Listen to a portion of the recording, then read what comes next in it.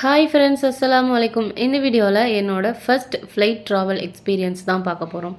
ஆமாங்க, இதுதான் என்னோட first international travel, first flight travel, first solo travel. எல்லாத்தையுமே இந்த ஒரு நாளில் தான் எக்ஸ்பீரியன்ஸ் பண்ணேன். அதை தான் இன்றைக்கி உங்கள் கூட ஷேர் பண்ணிக்க போகிறேன். வீடியோட ஸ்டார்டிங்லேயே நிறைய பேர் கண்டுபிடிச்சிருப்பீங்க இது எந்த ஒரு ஏர்போர்ட்டுன்னு. அப்படி கண்டுபிடிச்சவங்க கமெண்ட் பண்ணுங்கள். தெரியாதவங்களுக்கு சொல்கிறேன், இது சென்னை ஏர்போர்ட்டு. எங்கள் ஊரில் இருந்து சென்னை ஏர்போர்ட் வர்றதா இருந்தால் கிட்டத்தட்ட 10 ஹார்ஸுக்கு மேலே ஆகுங்க, 10 மணி நேரத்துக்கு மேலே ஆகும். ஸோ நாங்கள் என்னென்னா ஒரு நாளுக்கு முன்னாடியே வந்தாச்சு. ஏர்போர்ட் பக்கத்துலேயே ஒரு ரூம் எடுத்து ஸ்டே பண்ணிவிட்டு 6 மணி ஃப்ளைட்டுக்கு மிட் நைட் 12 மணிக்கெல்லாம் வந்தாச்சு. அப்புறம் திக் நிமிடங்கள் எல்லாத்தையுமே கடந்துட்டு வெயிட்டிங் ஹால் உட்காந்ததுக்கு அப்புறம் தான் நிம்மதியே. எங்கே வெயிட் கூடிருமோ, மறுபடியும் திங்ஸ் எல்லாம் வெளியே எடுக்க வேண்டியது வந்துருமோன்னு சொல்லிட்டு ரொம்ப பயம். அது சவுதியிலேருந்து நம்ம ஊருக்கு வந்தாலும் சரி, நம்ம ஊர்லேருந்து சவுதிக்கு வந்தாலும் சரி, இருக்கிற பிரச்சனையிலே பெரிய பிரச்சனை இதுதாங்க. நான் லக்கேஜ் 23 கேஜியில் 2 பெட்டி, அதுக்கப்புறம் என்னோட ஹேண்ட் லக்கேஜ் அது 7 கேஜி தான். ஆனால் நான் 10 கேஜிக்கு மேலே வச்சுருந்தேன். அதனால தான் முன்ன கூடி வந்தது. ஏதாவது ஒன்றுனா நம்ம டைம் நம்மளுக்கு ஈக்குவல் ஆகணும் அப்படின்னு சொல்லிட்டு தான். என்னை விட எங்கள் அம்மாவுக்கு தான் ரொம்ப பயம்.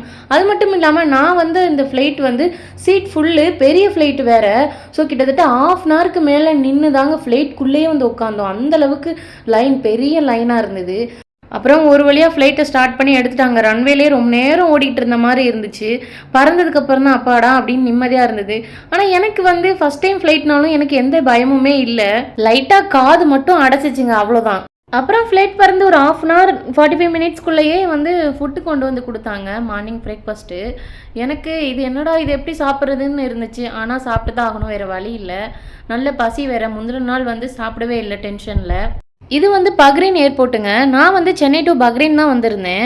5 ஹார்ஸ் ட்ராவலு சுத்தமாக முடியல. 2 மணி நேரம் நல்லாத்தானே போய்கிட்டு இருந்துச்சு அப்படின்னு இருந்துச்சு. அதுக்கப்புறம் ஃபுல்லுமே வாமிட்டிங் ஃபீலு, ஹெட்டேக்கு அப்படின்னு பயங்கரமாக ரொம்ப டயர்டாயிட்டேன்.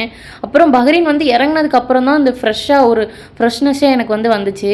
சென்னையில் வச்சே ஒரு ஃபேமிலி கிட்ட எங்கள் அப்பா சொல்லி தான் விட்டுருந்தாங்க. அவங்க பஹ்ரைன் டு தமாம் போகிறவங்க. ஆனால் நான் மதினா போகணும். எனக்கு வேறு கேட்டு, அவங்களுக்கு வேறு கேட்டு. ஆனால் எனக்காக அவங்களுக்கு டைமிங் கம்மியாக இருந்தால் கூட அங்கேருந்து நான் எங்கே போய் வெயிட்டிங் பண்ணணும் எல்லாமே கேட்டு விசாரித்து நான் அங்கே வரைக்கும் விட்டுட்டு தான் போனாங்க. உண்மையாகவே அவங்க இல்லாட்டி என்ன பண்ணியிருப்பேன்னு எனக்கே தெரியல. ரொம்ப சப்போர்ட்டிவாக இருந்தாங்க. தேங்க்ஸ் தான் சொல்லணும் அவங்களுக்கு இந்த நேரத்தில். அப்புறம் 2 ஹார்ஸ் டக்குன்னு போயிடுச்சு. வெயிட்டிங் டைம் முடிஞ்சு பஹ்ரைன் டு மதினா போகிற ஃப்ளைட்குள்ளே வந்தாச்சு. இதில் அந்தளவுக்கு கூட்டம் இல்லை. மதினா ஃப்ளைட்டில் ஃப்ரீயாக தான் இருந்தது. அதுவும் இல்லாமல் எனக்கு சென்டர் சீட்டு. ஆனால் அந்த இதுலேயும் சென்டர் சீட்டு தான். ஆனால் அங்கே விண்டோ கிட்ட ஆள் இருந்தாங்க. இங்கே விண்டோ கிட்ட ஆள் இல்லை. ஸோ கொஞ்சம் ஃப்ரீயாக நிம்மதியாக இருந்தது. என் ஹஸ்பண்ட் நீங்கள் வரப்போகிறேன்னு சொன்ன அந்த செகண்டில் இருந்து ஃப்ளைட்டில் பறக்கிற செகண்ட் வரைக்குமே என்னால் நம்ம போகிறோம் அப்படின்னு இமேஜின் பண்ணி பார்க்கவே முடியல. எனக்கு அந்த ஒரு எக்ஸைட்மெண்ட்டுமே கிடையாது. ஏன்னா நிறைய பேருக்கு நிறைய கனவு இருந்திருக்கும். ஆனால் அந்த கனவுல அது நடக்காது, நம்ம சுச்சுவேஷன் அதுக்கு ஏற்ற மாதிரி இல்லை அப்படின்னு இருக்கும்போது நம்ம ஓகே அவ்வளோதானே, அந்த கனவை கொஞ்சம் கொஞ்சமாக ஓகேன்னு விட ஆரம்பிச்சிருப்போம். நான் அப்படி தான் இந்த விஷயத்தில். ஆனால் என்னென்னா ஃபைனலி சடனாக அந்த கனவு நடக்கும்போது நமக்கு அதுக்கு எப்படி எக்ஸ்ப்ரெஸ் பண்ணுறது, நம்ம என்ன பண்ணணும் அப்படின்னு கூட தெரியாத அளவுக்கு தான் நான் இருந்தேன். நாள் நெருங்க அம்மாவை தான் மிஸ் பண்ணுற மாதிரி ஒரு ஃபீலாக இருந்தது. ஏன்னா நான் இப்போ வரைக்குமே ஃபாரின் வர்றதுக்கு முன்னாடி வரைக்குமே அம்மாவை மிஞ்சி போனால் ஒரு 1 மந்த், அதுக்கு மேலே இது வரைக்கும் நான் பார்க்காம இருந்ததே கிடையாது. அதுவும் ஃபஸ்ட் டைம் நான் அம்மாவை பிரிஞ்சதே காலேஜில் ஸ்டே பண்ணுறதுக்காக, ஹாஸ்டலில் ஸ்டே பண்ணுறதுக்காக தான். அப்போ கூட வீக்லி ஒன்ஸு இந்த மாதிரி நான் கண்டிப்பாக ஊருக்கு வந்துடுவேன். இல்லாட்டி அம்மா தான் ஸ்டார்டிங்லலாம் பார்த்துட்டு இருந்தாங்க. அப்படி தான் இப்போ ஃபஸ்ட் டைம் ரொம்ப நாள் பிரிஞ்சு இருக்க போகிறோம் அப்படின்னு சொல்லிட்டு அந்த ஒரு கவலை தான். அதை தாண்டி ஒரு பெரிய சந்தோஷமும் இருந்தது. என்னென்னா என் ஹஸ்பண்ட் இதுக்கு முன்னாடி தமாமில் ஒர்க் பண்ணாங்க. ஆனால் அப்போல்லாம் என்னை எடுக்க முடியல. மதினா 1 or 2 months தான் இருக்கும். என்னை எடுத்துட்டாங்க. இது ஒரு பெரிய சர்ப்ரைஸ் அண்ட் மிராக்கல் மாதிரி தான் என்னோட லைஃப்பில் நடந்தது. இறைவனோட நாட்டம் இருக்குது அப்படின்னு நினைக்கும் போது அது ஒரு சந்தோஷம். ஆனால் அதை எப்படி எக்ஸ்ப்ரெஸ் பண்ணுறதுன்னு எனக்கு தெரியல. அந்த மாதிரி தான் இருந்தது. மேலே பறந்து எனக்கு பஹ்ரைன்லேருந்து ஃப்ளைட் சேஞ்ச் ஆகி நம்ம மதினா போகிற ஃப்ளைட்டில் தான் எனக்கு அந்த ஃபீல், அந்த சந்தோஷமே வந்துச்சு. அப்புறம் சவுதி நெருங்கினதுக்கப்புறம் கீழே ஃபுல்லுமே இந்த மாதிரி வெறும் கல் மலையாக மட்டும்தான் இருந்துச்சு. மவுண்டெயின் ஃபுல்லுமே.